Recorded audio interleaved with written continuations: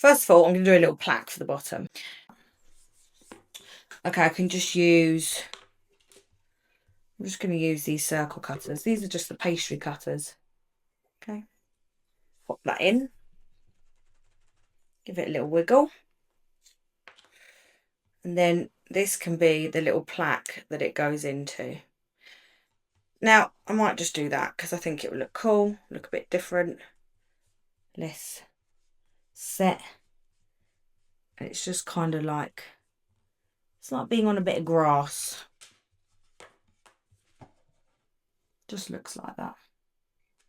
Now, I would let this dry overnight before putting a number in normally, okay, just to let you know. So we're going to mix up our black.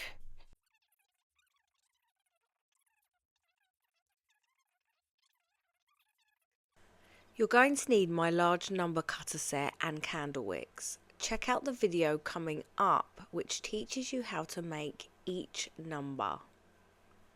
I'm going to do the top part in black. So if you're quite new to modelling as well and you're a little bit nervous to actually create an entire model, these are another way to bring in a theme. Just clean up your edges, make sure they're really nice. These are another way to bring in the theme, like a Mickey Mouse thing, without actually creating a Mickey Mouse model. Okay, so that's what's quite cool about them. I'm going to go a little bit higher because then I've got room to cut off where I want it, rather than... And then, oh, that was a very clean cut. And then we can pop it on. So you see what I mean? So really it would be, I don't know, what would it be? Let's have a look. I don't want to guess it. So if we put it back over the top, then I reckon cut half of this down and then the other half here, yeah? Or we could just do it straight in there. That would make sense, Christina. Straight in there. And we're half and half, aren't we? And whatever we mess up, we just wing it. Okay. Now, obviously, like that. So this is the wing it moment. Obviously, these are going to need a lot longer to dry, especially because you're putting two together like that. So you're not going to really want to lift it at this point, really. Okay, so what we're going to do is stick these two together. Now, it's quite important to learn this trick. The area, let's make the red area tacky rather than the black, because that'd be a nightmare to get off my fingers, is you want to make it really sticky and tacky, super gloopy, okay? That is when you want to stick things. Otherwise, things just slide around and they don't ever stick, okay? So that is the moment to stick it, and you'll really see. Whenever you're cutting a strip, it's really important that your paste is quite stuck to your non-stick board. Now, you're always going to be able to get it off, okay? So don't worry, as long as you're on a non-stick board. But it just means that when you cut, it means that it doesn't move around, and you can, she says, you can get a really nice line and then try and follow it afterwards. A little bit of water. And again, you can just take that water off with your finger. So you want two little balls. You want them the same size. A little bit of water. And then we just push it down, little tap. That's how I get my round circles. Or you can cut them out if you want to. But I just find this way easier. If you just have a ball exactly the same side and you tap it down, you should get them the same. Little tap down, two balls again, tap down, because it's just the ears now. If you've got a cutter and you want to roll it perfectly, go for it. But I'm a bit of a wing it person, me. Just chuck it on. Two little areas here, you want to make that super tacky. Right. You could also, if you want to, put a little toothpick in to hold it, or a bit of spaghetti, or whatever you want. So two little balls, then another couple of balls. Let's just go into a bit of a tapered sausage, okay? So you want it slightly thinner there and a bit more bulbousy there, like a little foot. So with these balls, I would just These are like the little top part. Go round and round. Pop them on there. And then these are going to go underneath the number 3.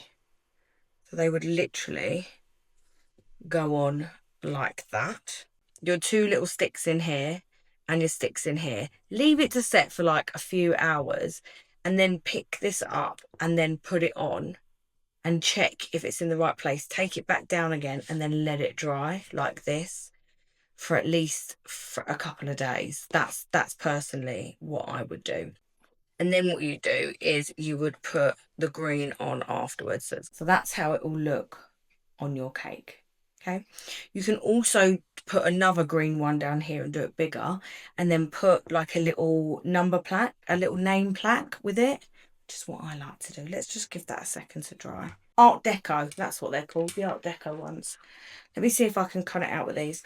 What I normally do with these is, a lot of people don't like them. I absolutely love them. What I do is I use flour paste to cut the letters out. So you just go over the top like this, take out the middle, and I pull it out like that.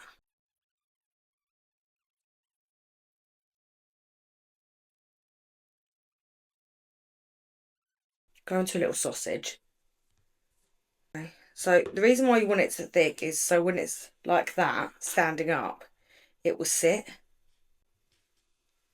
So that's fine. I've actually used the table to level that out and it's leveled it out quite nicely. You could do that on the other side as well. And then do you remember how I said before, if you had a smoother and you tapped, then you get a quite nice edge for the top and bottom. I need it a bit wider for my letters. But actually, I don't even need to cut that. I could just keep it like that. And then pop these on. Let's go a little bit wider. So I can just go that way. If I roll in the middle, it means I can keep the thickness on the top and on the bottom. Now, I never cut these down. I always put my letters on and then I cut down the edge.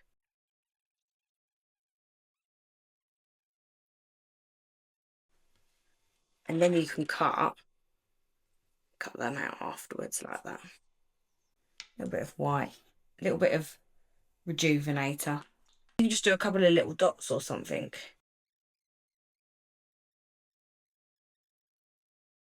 You can cover these. They're just 1-inch dummies by 3-inch wide, and you can cover these.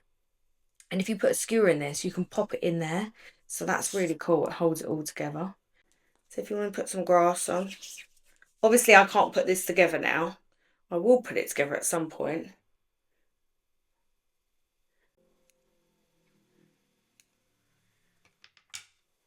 Let's put these together and make them quite flat on the top. I'm going to stick that on as well. So imagine that on top of a cake. I think it's pretty cute if you ask me. Right, I'm going to go stand this up. This is my last time trying. Ready? I'm feeling very brave.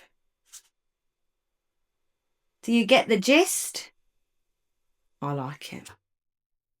So it's very quick. And then what you can also do, obviously, what you have to do is the whole point of it in the first place, is pop your lovely little candle wick in the top. Just like that.